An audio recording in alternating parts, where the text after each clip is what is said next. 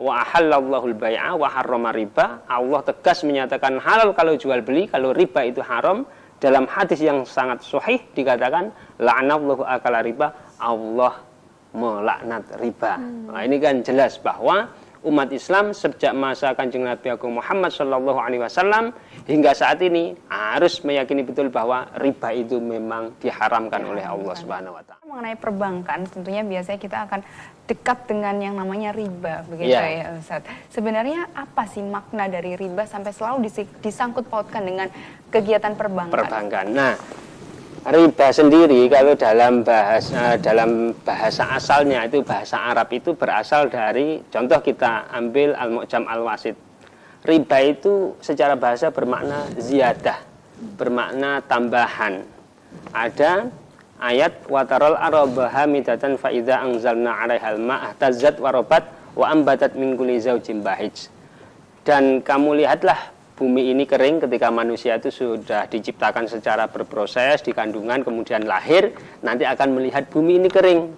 Kemudian apabila telah kami turunkan air di atasnya, hiduplah bumi itu. Fa idza anzalna 'alaihal ma'a ma'al ma'ah tazzat warabat. Suburlah, kemudian menumbuhkan berbagai macam tumbuhan yang indah. Di sini ada kata warobat, itu sama dengan riba. Artinya adalah suburlah, kalau tanah subur, kalau roba yarbu almal berarti uangnya itu bertambah. Itu secara bahasa, secara istilah nanti akan beda. Nah, pemirsa, kembali lagi ke pembahasan kita di segmen sebelumnya mengenai makna dari riba yang terdapat dalam Al-Quran. Mungkin bisa dijelaskan lebih lanjut ya Ustaz, tadi di surat Al-Hajj ayat 5, betul ayat ya Ustaz? 5. Seperti apa maknanya Ustaz? Itu bagian dari makna bahasanya. Nanti kalau makna syariatnya nanti akan berbeda, seperti dalam ayat wa halallahul bai'a wa harrama riba. Allah telah menghalalkan jual beli dan mengharamkan riba. Lah, ini nanti riba yang seperti apa? Atau dalam hadis umpamanya. Atau dalam hadis itu disebutkan, ada sebuah hadis yang sangat tegas sahih dari Abdurrahman bin Abdullah ibnu Mas'ud, dari Ibnu Mas'ud, dari baginda Kanjeng Nabi Agung Muhammad Sallallahu Alaihi Wasallam. Beliau menyatakan dalam sebuah hadis sahih riwayat Ahmad, Dawud, Tirmidzi dan Ibnu Majah, la'anallahu akilar riba wa muwakkilahu wa syahidahu wa katibahu. Allah itu melaknat pemakan riba, orang yang mewakilkannya, saksinya dan penulisnya. Laknat itu kan bu'dun anir rahmah. Itu kan ketegasan dari Allah Subhanahu wa taala dalam ayat Al-Qur'an, ayat Al-Baqarah ya. Ada Al-Baqarah ayat 275 tadi dikatakan wa ahallallahu al-bai'a wa harrama riba. Allah tegas menyatakan halal kalau jual beli, kalau riba itu haram. Dalam hadis yang sangat sahih dikatakan la'anallahu akala riba, Allah melaknat riba. Nah, ini kan jelas bahwa umat Islam sejak masa Kanjeng Nabi Agung Muhammad Shallallahu Alaihi Wasallam hingga saat ini harus meyakini betul bahwa riba itu memang diharamkan oleh Allah Subhanahu Wa Taala. Nah, tadi Ustaz sudah membahas mengenai bahwa arti dari kata riba ini adalah tambahan, begitu ya. Iya, dan secara bahasanya. Dan lebih dikaitkan pada jual beli tadi. Nah, kemudian apa sebenarnya relasinya dengan perbankan? Bagaimana? Relasinya dalam perbankan itu bahwa riba itu kan macam-macam. Ada riba yang dari at'imah, dari makanan, tukar menukar makanan yang harus sama dan semisalnya. Tukar menukar kalau dalam konteks dulu adalah emas dan perak, dirham dinar, dan yang harus mempunyai syarat-syarat tertentu. Kalau kok dilanggar maka akan terjadi riba. Ada jenis riba, yaitu yang namanya adalah riba qard, riba dalam urusan utang piutang. Nah, itu ada hadis diriwayatkan oleh Al-Harits bin Usamah dalam musnadnya dari Sayyidina Ali. Meskipun hadis ini diperbincangkan kesahihannya, kehasanannya, sampai Kanjeng Nabi betul nggak ini hadis ini masih diperbincangkan. Tapi ulama sepakat dengan substansi hadis ini yang menyatakan bahwa kullu qardin jaro naf'an fahuwa riba. Setiap hutang piutang yang menarik keuntungan kepada orang yang menghutangi fahuwa riba, maka itu termasuk riba. Ini contohnya banyak. Umpamanya ada orang hutang kemudian dengan jaminan apa, sepeda motor, mobil, rumah dan semisalnya. Umpamanya mobil. Akhirnya mobil ini dipakai oleh orang yang menghutangi kan? Ini kan jaminan. Ini kan jaminan. Mobil ini jaminan. Saya hutang dengan Mbak Nadia. Mbak Nadia tolong saya hutang 10 juta. Tapi mobil antum saya bawa. Mobil jenengan saya bawa Mas. Sebagai jaminan. Oh iya. Kalau kok itu kok dipakai, maka itu dalam sebagian pendapat itu nanti termasuk riba. Karena apa? Karena yang namanya hutang piutang dalam Islam itu adalah al-irfaq. Yaitu mengasihi. Akad yang dasar atau prinsip dasarnya itu adalah mengasihi. Ada jaminannya mobil, kemudian mobil jangan pakai, bahkan nanti kerugiannya, merosotnya nilai mobil itu akhirnya melebihi 10 juta umpamanya. Itu kan namanya menjerat saya. Nah, itu berarti orang yang demikian itu sudah melakukan riba. Karena itu dalam konteks ini, dalam perbankan, kita pinjam uang di bank, entah untuk bangun rumah, untuk bisnis, untuk semisalnya. Kemudian bank menargetkan sekian bunganya, sekian persen. Katakanlah umpamanya pinjam 100 juta, bunganya per bulan adalah sekian lah, katakanlah nominalnya 1 bulannya 5 juta umpamanya. Nah, maka ini kan ada utang piutang yang di situ orang yang menghutangi, pihak yang menghutangi bank itu menarik keuntungan. Mendapat keuntungan dari hutang piutang. Iya, itu tidak boleh itu karena akad hutang piutang pada prinsipnya dalam Islam adalah untuk menolong. Kalau diubah untuk menjerat orang, maka hukumnya adalah haram. Nah, itu prinsip dasarnya semacam itu. Tapi dalam pembahasan nanti akan banyak variasi pendapat ulama yang bermacam-macam dan semuanya insya Allah bisa kita ikuti.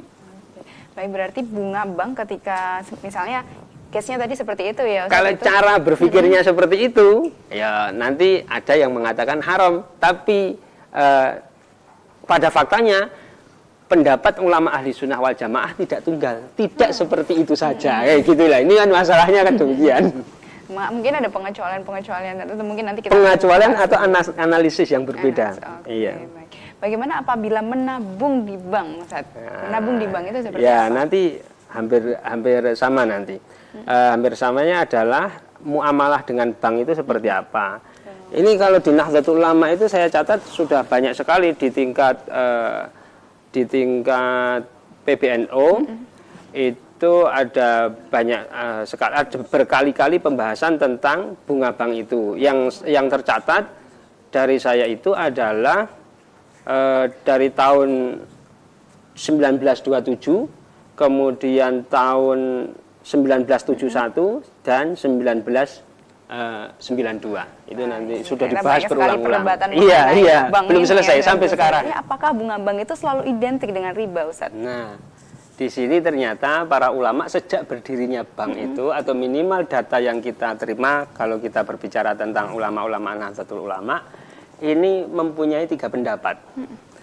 Coba kita cek pada Basul Masail keputusan Muktamar Nahdlatul Ulama ke-25 di Surabaya tanggal 20 sampai 25 Desember 71, atau bisa dicek yang punya kitab buku Ahkamul Fuqaha, keputusan Muktamar Munas Konfes Nahdlatul Ulama. Di sana ditanyakan begini, bagaimana hukum mendepositkan uang di bank?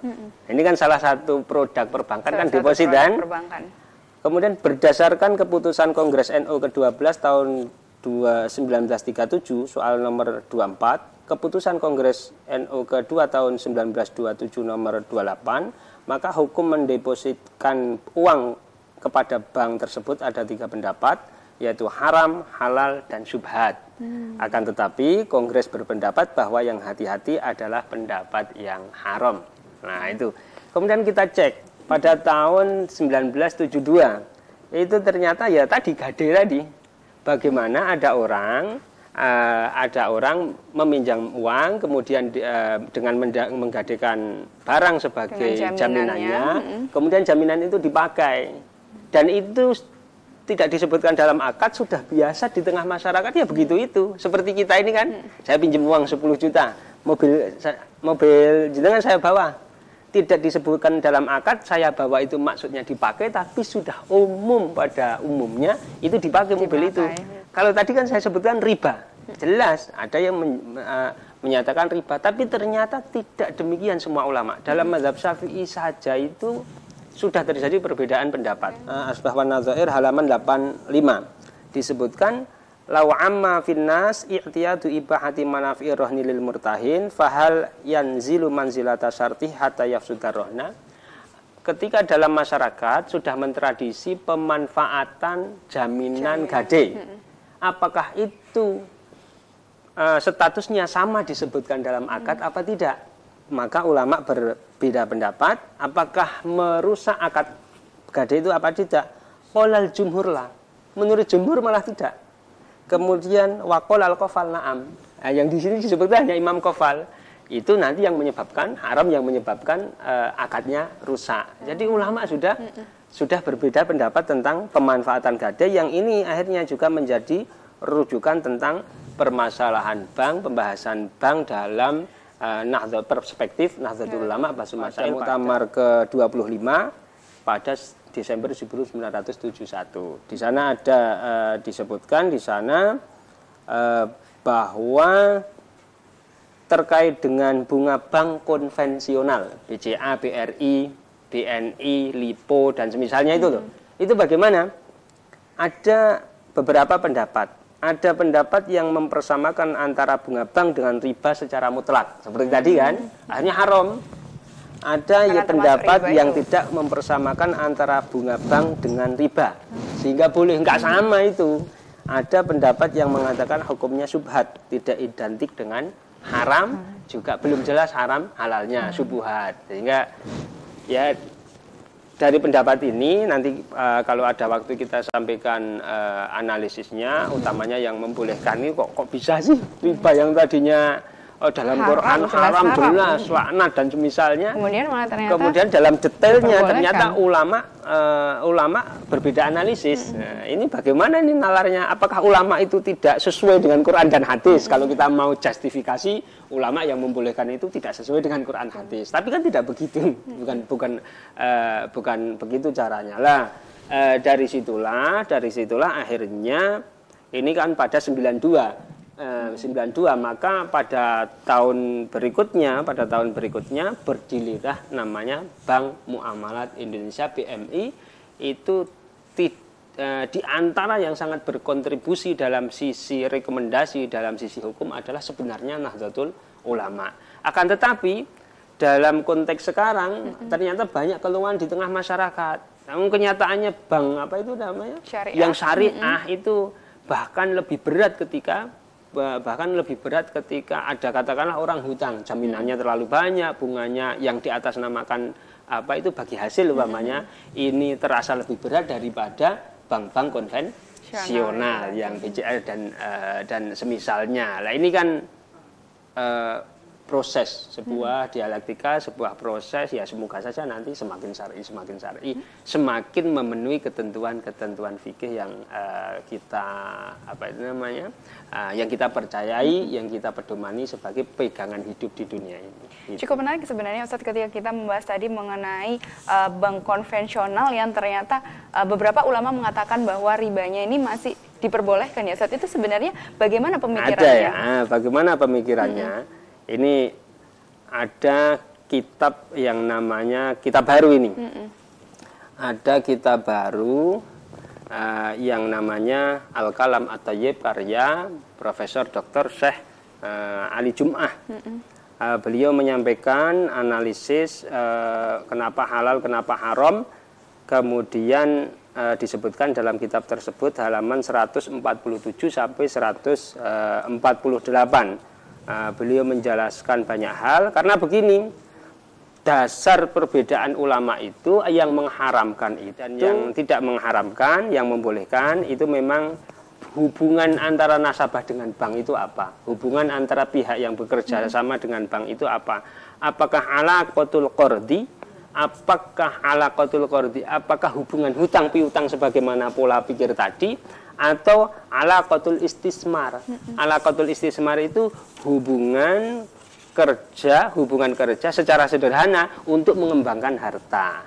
Dari situ, kalau yang menyatakan bahwa hubungan antara nasabah dengan bank atau pihak yang bekerja sama dengan bank itu adalah hubungannya adalah utang piutang, maka itu nanti haram. Tapi kalau yang menyatakan istismar, maka nanti termasuk tadi pengembangannya nanti yang memperbolehkan atau yang menghalalkan bunga bank itu, alias menurut pendapat ini bunga bank tidak haram.